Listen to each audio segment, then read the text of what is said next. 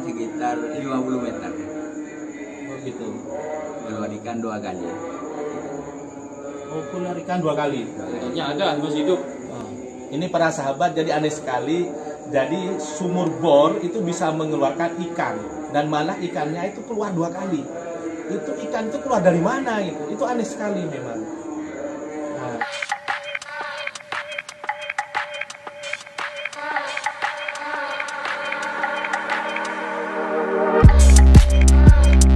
Assalamualaikum warahmatullahi wabarakatuh, sahabat JFTV yang berbahagia. Alhamdulillahirrahmanirrahim.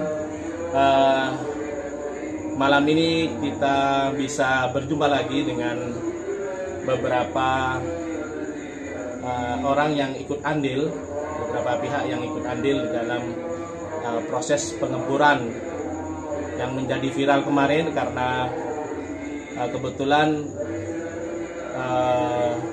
sumur bornya itu kemudian mengeluarkan api atau menyemburkan api, walaupun api tidak terlalu besar karena beberapa kandungan yang ada di dalam air tersebut. Kemudian juga kemarin sempat viral karena banyak masyarakat berduyun-duyun untuk mendapatkan air yang dianggap air barokah, sehingga banyak penduduk yang mempunyai penyakit menaun maupun penyakit kulit dan lain sebagainya maupun penyakit dalam berduyun-duyun mengambil air kemudian meminumnya, dan ada juga yang mengoleskan, mengusap-usapkan air itu di tubuhnya. Nah, kali ini saya ingin menginterview dengan seorang tokoh atau tangan kanan Kiai. Ini adalah beliau, anggap ajudan Kiai, mulai dari almarhum Kiai Syafiuddin, kemudian juga ini juga ada sekarang yang melanjutkan ada Kiai As'ad Syafiuddin. Jadi beliau sekarang yang menjadi pengasuh pondok pesantren Aduriyah Menkes Kandur Pamekasan. Nah, perlu diketahui, saya perkenalkan dulu ya. Jadi beliau ini adalah Haji Abdul Karim. Beliau anggaplah di sini selalu suan ke Kiai, kemudian bantu-bantu Kiai untuk mengatasi segala permasalahan. Dan beliau juga merupakan arsitek. Jadi beliau arsitek, baik arsitek pembangunan masjid yang ada di pondok pesantren ini, termasuk juga pembangunan ini ya, sekolah-sekolah ya yang ada di pondok pesantren ini, beliau yang berperan utama, mempunyai peran utama.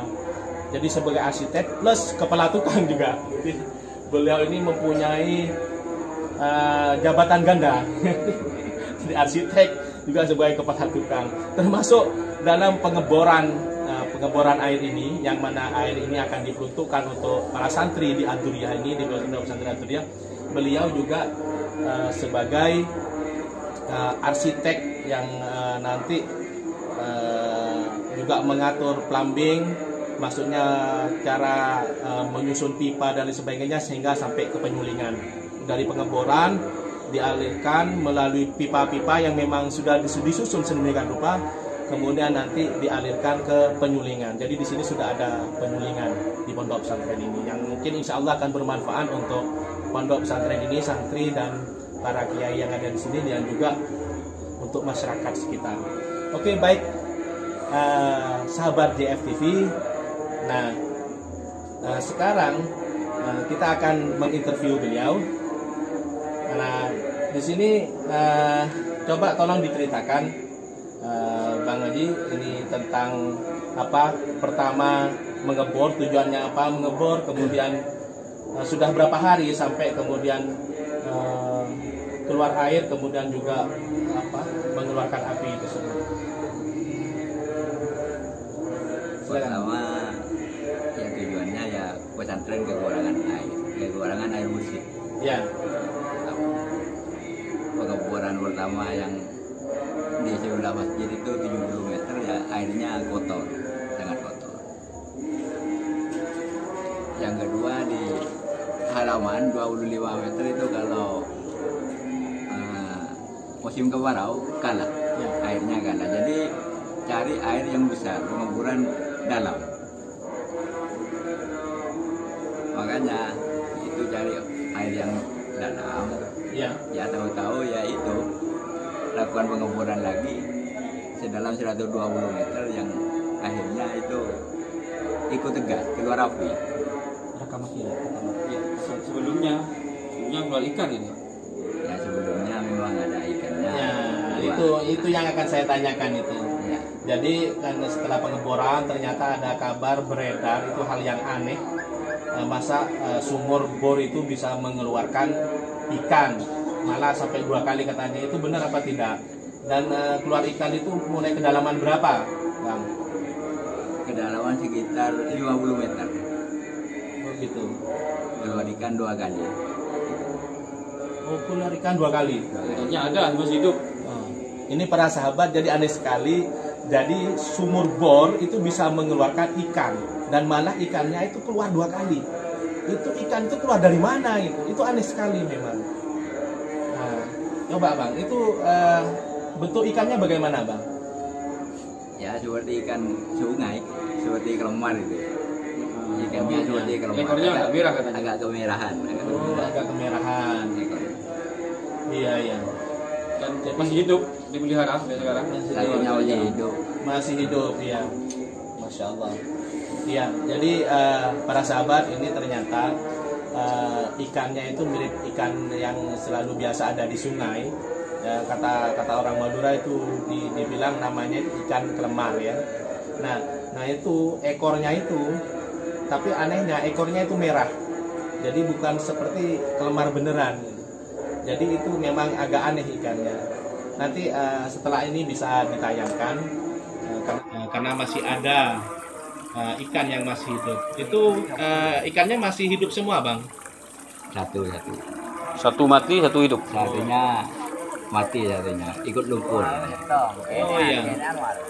Jadi ternyata ada 2 ekor yang memang keluar dari sumur bor itu. Jadi satu mati, kemudian satunya lagi masih hidup sampai sekarang. Lemar. Nah, Aneh. itu hal yang luar biasa. Aneh. Ternyata kemarin ada yang minum air itu kemudian mengoleskan ke tubuhnya, ternyata alhamdulillah sembuh seketika.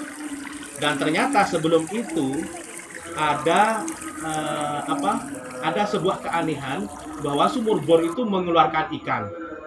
Jadi selama Bang Haji ini menggali sumur dengan ngebor sumur itu, apa pernah sebelumnya memang ada ikan keluar dari bor itu? Ya enggak pernah. Oh, nggak pernah ya? Nggak pernah ada, ya nggak pernah ada. Cuma kali ini. Cuma kali ini aja. Nah, Dan anehnya airnya agak asin, Pak. oh, airnya agak asin. Iya, bisa jadi itu air dari ikan dari laut itu. Dari laut. Oh, iya. Laut bawah tanah itu. Jadi kalau memang Anda pernah nonton film, kemudian pernah seorang tokoh, seorang profesor malah, jadi kemudian beliau masuk ke dalam bumi yang sangat dalam, dia terperosok ke dalam bumi yang sangat dalam dan menemukan sungai di bawah bumi itu. Takutnya ini yang terjadi. Nah, dan alhamdulillah oleh Allah ternyata airnya diberi khasiat untuk mengobati orang yang sakit. Malah berbagai penyakit, mulai dari penyakit dalam maupun penyakit sepele, yaitu penyakit kulit. Nah, oke. Baik, kalau ditinjau dari kalau orang Jepang, orang Cina itu memang mengakui bahwa ikan itu bawa keberuntungan, bawa hoki katanya. Tapi semuanya sebetulnya itu dari Allah semua. Nah, mungkin ya, semoga saja dengan munculnya ikan ini akan memberikan keberuntungan dan kebermanfaatan untuk masyarakat banyak. Amin. Oke. Terutama bagi Pondok Pesantren Ad-Duriyah ini. Oke, baik. Sekarang ini saya perkenalkan. Ini ada Pak Ismail. Ada beliau Bapak Ismail Madani, SPD. Beliau salah satu guru di SMA 1 Pamekasan, tapi beliau juga praktisi metafisika. Tapi beliau juga meyakinkan bahwa ternyata airnya itu memang mengandung energi pengobatan. Nah, hal itu telah dibuktikan, yang mana air itu telah coba diusapkan kepada anaknya, yang mana anaknya itu sedang mengalami penyakit gatal-gatal yang sampai melepuh, gatal-gatal sampai melepuh. Nah, ternyata setelah disiram air itu atau dioleskan air itu, ternyata alhamdulillah tidak begitu lama langsung mengering. Dan alhamdulillah sampai saat ini sembuh dan tidak garuk-garuk lagi. Nah, betul Pak Ismail itu ya? Betul, ya. Jadi gimana kejadian yang sebetulnya? Itu sudah rame-rame masyarakat dan berbondong-bondong datang, kemudian ya saya juga ikut, saya cium aromanya, kemudian saya cicipi rasanya. Ternyata saya itu juga yakin bahwa itu adalah air yang insya Allah juga menjadi obat bagi bagi untuk anak saya yang pada saat itu ya gatal lah, bagian paha, bagian selangkang itu gatal. Ternyata saya oleskan, saya usapkan ke seluruh tubuhnya. Ya alhamdulillah besoknya sudah kering dan alhamdulillah sampai sekarang sudah sembuh, tidak gatal lagi. Ya, begitulah. Nah, para sahabat JFTV, itulah testimoni yang diberikan oleh saudara Ismail, yang mana beliau juga telah membuktikan bahwa anaknya sembuh total. Anak yang gatal-gatal, kemudian sering digaruk sampai terluka, itu alhamdulillah sembuh total. Nah, perlu para sahabat JFTV ketahui bahwa ini bukan semata-mata kita percaya bahwa air ini yang menyembuhkan kita, tidak. Tapi air ini adalah perantara yang mana Allah menganugerahkan kepada air ini untuk mempunyai energi pengobatan sehingga orang itu sembuh dengan kehendak Allah. Jangan lupa, itu dengan kehendak Allah. Ya, jangan lupa. Oke, baik para sahabat semua, sahabat JFTV, saya pikir cukup sekian perbincangan kami. Dan yang perlu diingat bahwa tadi ada ikan. Kalau di dalam Islam itu segala sesuatu itu berzikir kepada Allah, termasuk ikan yang diciptakan oleh Allah itu berzikir pada Allah, sehingga kemungkinan besar akan memberikan manfaat juga kepada manusia. Amin, amin. Kemudian demikian perbincangan kita dengan beliau Haji Abdul Karim, yang mana merupakan salah satu santri yang ada di sini dan betul-betul mengabdi di sini. Betul-betul mengabdi, yang mana dalam semua pembangunan yang ada di pondok pesantren ini beliau ikut andil. Kemudian juga ini Pak Ismail Madani juga sudah memberikan penjelasan tadi, termasuk testimoni. Terima kasih Bapak-bapak semuanya. Semoga apa yang kita perbincangkan ini bermanfaat untuk kita semua, khususnya untuk para sahabat JFTV. Oke, baik sahabat, demikian apa yang bisa kita sampaikan. Jangan lupa subscribe, like, share, and comment sehingga bisa membesarkan channel ini dan bisa bermanfaat untuk orang banyak. Amin, amin. Wassalamualaikum warahmatullahi wabarakatuh. Assalamualaikum warahmatullahi wabarakatuh.